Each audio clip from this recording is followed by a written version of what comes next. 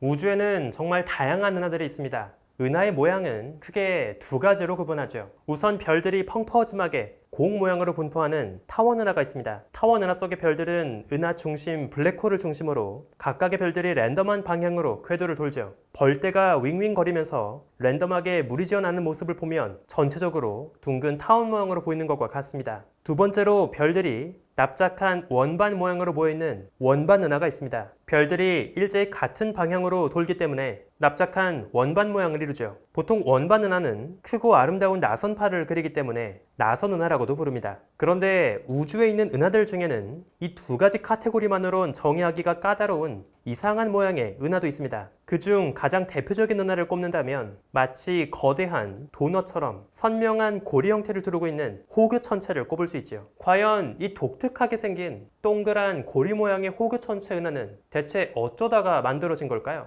우주먼지의 현자타임즈. 아직 설명되지 않고 있는 이 미스터리한 거대한 고리 모양의 은하에 대한 이야기를 소개합니다.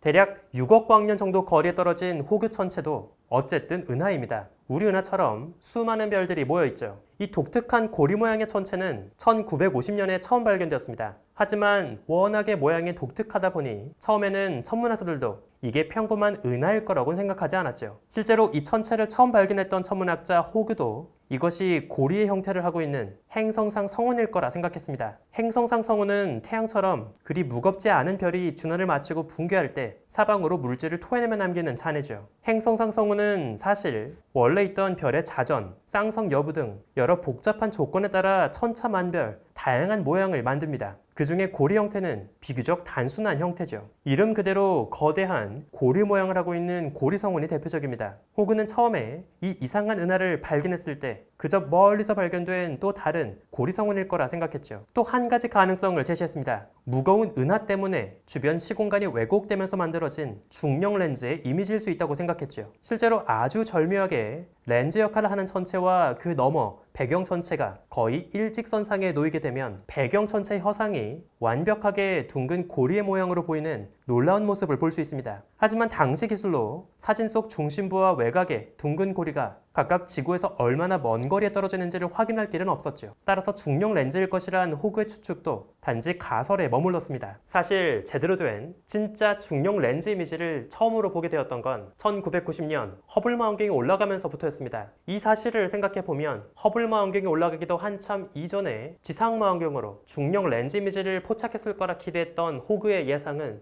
굉장히 귀여운 측면이 있죠. 이후 1987년 드디어 호그 천체에 대한 보다 자세한 연구가 이루어졌습니다. 안쪽의 중심부와 외곽을 둘러싼 고리 부분의 스펙트럼을 관측한 결과 둘 모두 똑같은 적색 편의를 보였죠. 이것은 중심부와 외곽의 고리가 모두 같은 거리에 떨어진, 즉 하나의 천체라는 것을 의미했습니다. 만약 호그가 조심스럽게 제안했듯이 이게 정말 중력 렌즈였다면 외곽의 고리 형태는 더 흐릿하게 뭉개진 모습으로 보였어야 합니다. 훨씬 더 먼 거리에 놓여있는 배경 은하였을 테니 말이죠. 하지만 이후 새롭게 진행된 추가 관측 이미지를 보면 고리 부분도 선명하게 개별 별과 성단이 구분되고 있습니다. 이것은 그리 멀지 않은 거리에 떨어진 하나의 은하의 일부라는 것을 보여주죠. 호그 천체 중심부는 유독 노랗게 빛납니다. 비교적 나이가 많은 미지근한 별들이 높은 밀도로 모여있는 은하 중심부죠. 그에 비해서 외곽 고리는 훨씬 푸르고 하얗게 빛납니다. 훨씬 최근에 태어난 어리고 뜨거운 별들이 고리를 이루고 있는 것이죠. 중심의 은하액과 외곽의 고리는 확실하게 구분됩니다. 그 사이에는 거의 아무것도 없는 것처럼 텅 비어 있죠. 바로 이러한 특징이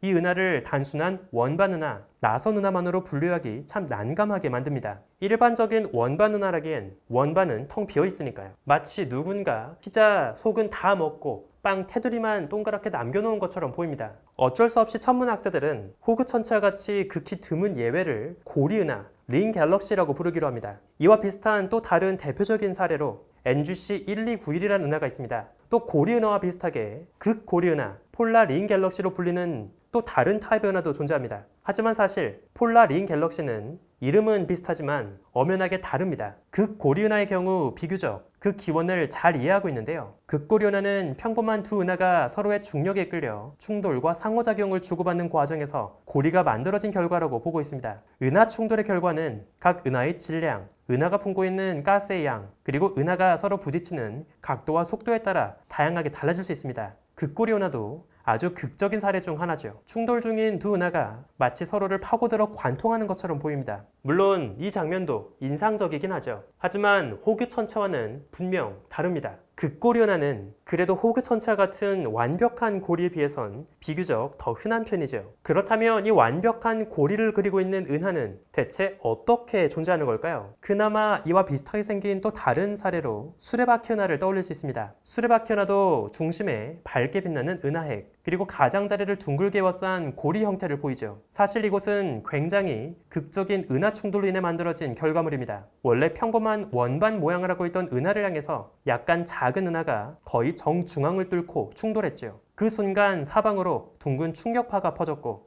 원래 존재했을 나선팔은 모두 흐트러졌습니다. 마치 달에 운석이 떨어지면 둥근 크레이터가 생기는 것처럼 일종의 은하 버전의 거대한 크레이터라고 볼 수 있죠. 다만 수레바퀴 은하 역시 호그 천체와는 분명한 차이가 있습니다. 잘 보면 수레바퀴 은하에는 이름에 걸맞게 은하 가장자리까지 이어진 여러 가닥의 바퀴살들이 보이죠. 충돌 직후 파괴되었던 나선팔 형태가 다시 복원되는 과정이라 보고 있습니다. 반면 극고리 은하, 수레바퀴 은하와 비교했을 때 호그 천체는 그 은하 중심부와 가장자리가 너무나도 명확하게 구분되어 있습니다. 정말 그 사이에 아무것도 없이 텅 비어있는 것처럼 보이죠. 게다가 가장자리 고리의 형태도 전혀 비대칭하거나 찌그러져 있지 않습니다. 완벽하고 질서정연한 고리를 그리고 있죠. 여전히 천문학자들은 대체 어떻게 이런 완벽한 고리가 우주에 존재할 수 있었는지 별다른 명확한 답을 찾지 못하고 있습니다. 물론 몇 가지 가설은 존재합니다. 그중 하나는 사실 이 은하가 중심에 막대를 갖고 있는 막대 은하였다는 가설이죠. 은하 중심 막대 구조는 은하가 품고 있는 가스 물질을 중심부로 빨아들이면서 은하 안의 질량 분포를 변형시키는 중요한 역할을 합니다. 주변의 다른 은하들과 직접적인 충돌이 없더라도 막대를 품고 있는 은하는 홀로 형태가 훨씬 다이나믹하게 바뀔 수 있죠. 가설에 따르면 오래전 이 은하 중심에 존재했던 막대 구조를 통해서 별 원반에 존재했던 다량의 가스 물질이 은하 중심부로 밀집될 수 있습니다. 그 결과 가장자리엔 둥근 일부만 남게 되었고 중심엔 나이든 별들이 모여있는 노란 핵이 형성될 수 있죠. 한때 주목받았던 가설이긴 하지만 안타깝게도 지금은 큰 관심을 받지 못하고 있습니다. 보통 은하 중심 막대 구조로 인해서 은하의 형태가 바뀌게 되면 중심엔 이토록 완벽하게 둥근 핵이라기보단 좀 더 크게 찌그러진 타원 모양의 핵을 남깁니다. 또 여전히 은하 외곽의 고리 부분에 별들이 완벽하게 둥근 원궤도를 그리며 돌고 있기 때문에 오래전 은하 중심 막대 구조로 인해서 은하 안에 있던 별과 가스 물질의 역학적인 움직임과 분포가 변형되었을 거라는 가설은 힘을 잃게 되었죠. 원래는 평범했던 작고 둥근 은하가 주변에서 다른 은하로부터 물질을 빼앗아오고 외곽에 둥근 고리 형태를 형성했을 가능성도 있습니다. 하지만 지름 6만 광년에 달하는 이 거대한 호그 천체 가장자리, 거대한 고리를 채우기 위해선 우리 은하보다 더 많은 양의 가스 물질이 필요합니다. 따라서 한꺼번에 이런 많은 양의 가스 물질이 외부에서 유입되었을 거라 보는 것도 굉장히 어려운 측면이 있죠. 결국 여전히 이 아름답고 완벽한 고리를 그리고 있는 호그 천체의 기원은 해결되지 않는 수수께끼로 남아 있습니다. 이 사진은 허블 망원경이 2001년 7월 9일에 촬영한 사진입니다. 사진을 잘 보면 놀랍게도 호그 천체의 거대한 고리에서 한시 방향에 멀리 또 다른 비슷한 고리 형태 은하가 우연히 겹쳐 있는 것을 볼 수 있습니다. 우주 전체 은하들 중에서 0.1%밖에 안 될 거라 추정되는 이 독특한 고리 형태 은하가 하나도 아니고 두 개가 우연히 비슷하게 겹쳐 보인다니 이건 정말 재밌는 우연이죠. 가까운 우주, 또 훨씬 먼 우주, 거리가 전혀 다른 두 곳에서 참 절묘하게도 우주에서 가장 보기 드문 두 존재가 함께 겹쳐 보이는 거죠. 이러한 모습은 아무리 확률이 극도로 낮은 일이라도 결국 이 광활한 우주 어딘가에선 반드시 벌어질 수밖에 없다는 것을 보여주는 이 우주의 엄청나게 거대한 스케일을 느낄 수 있게 해줍니다. 이제 여러분도 허블이 바라봤던 아름다운 우주의 풍경을 매일매일 즐기면서 살아보는 건 어떨까요? 신한카드에서 선보이는 처음 애니버스 카드, 허블 망원경을 통해서 촬영한 사진들을 이제 여러분들의 지갑 안에 담을 수 있습니다. 2020년 나사는 허블 우주망원경의 30번째 생일을 맞이해서 재밌는 이벤트를 진행했습니다. 나의 생일 날짜를 입력하면 정확히